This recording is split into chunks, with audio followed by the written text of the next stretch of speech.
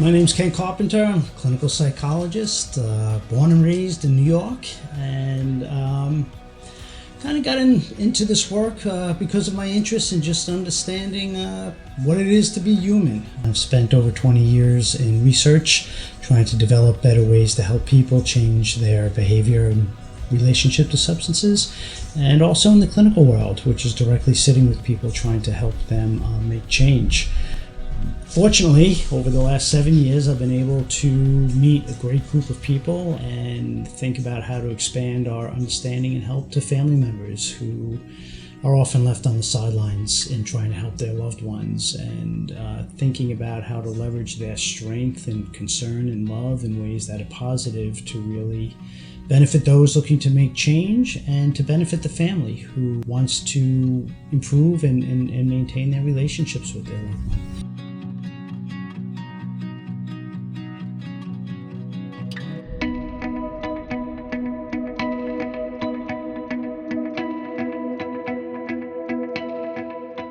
What I'd say to family members is don't leave your love at the door. I know there's a lot of messaging out there to families about what's the right way to go about helping their loved one, and being a family member, a parent, a concerned significant other. There's not one rule book that applies to all of this, and there can be moments of despair, moments of feeling isolated and lonely, even moments where you just feel like giving up. But one thing we do know with science and with all the knowledge we gain over time is, one, your connection is vitally important. Two, this isn't really an easy road, and there is not one answer. So things change over time, and what works in one moment may require something different at another moment. Something that didn't work in the past may now be the helpful thing to do. So the hopefulness is in the message that there is no one way and one path of change. And that by staying close and connected in a way that works for you can make a difference. And even when you feel like there's nothing to do to help your loved one, helping your loved one also means helping yourself. And there are things you can do to help yourself as part of this process. And again, that's the hopefulness.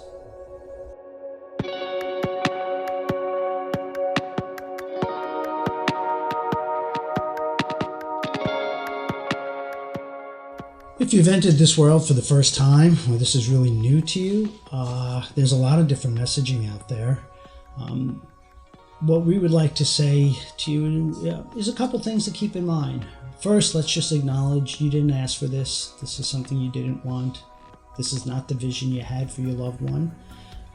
And there can be a sense of loss and sadness around that. And that's real, and that's okay. Let's just put it on the table and say this storm in your family is a storm you maybe did not see coming and did not want. The other messaging is that people do change.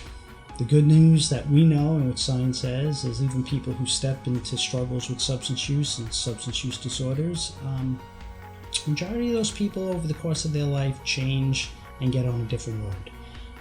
And we know that a piece of that change is the support they get from their family. So while there may be labels out there that once a person is this way, they'll always be this way, we know also that science says that's not necessarily the truth. And people can change, and people will change under the right circumstances. So that offer of support to you, while things can seem quite dark now, and you're in a position that can be scary, to know that people do make change, and this is not a stamp to be put on something for a person for the rest of their lives.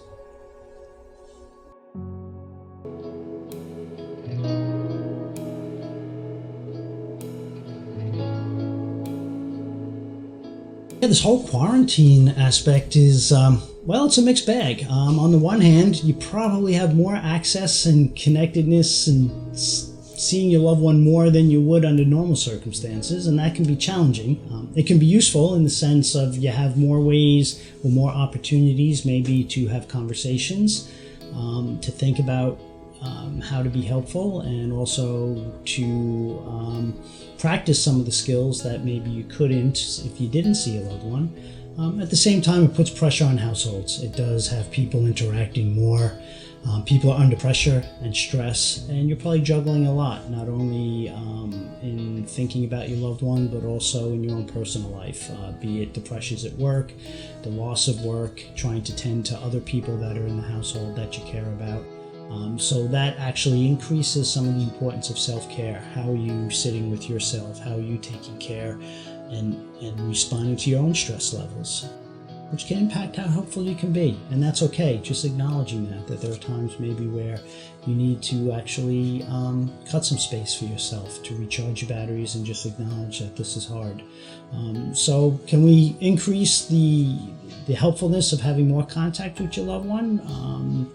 We'll think about that, and to be aware of just the extra pressures this could put on families with loss of connection.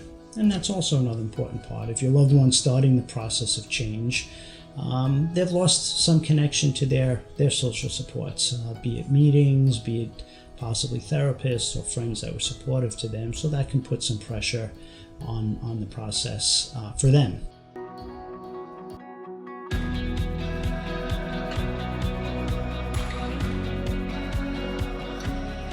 You know, that question of how do I step into this? It must seem like it's so hard. There's so many skills and science. The first part is one, keeping your connectedness and your love intact.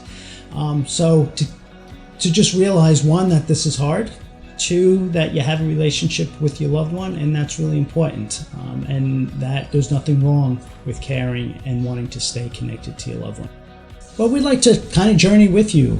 So taking that first big step here is just watching this video. Where do we go from there? Well, one, to welcome you and to say you're not alone, and we're here with you. And we want to provide ways for you to think about this and try different things. So we'll be talking about how to look at behaviors in a way to understand them, which is powerful because it'll also start to paint a picture of how you can respond and think about helping in a more strategic way.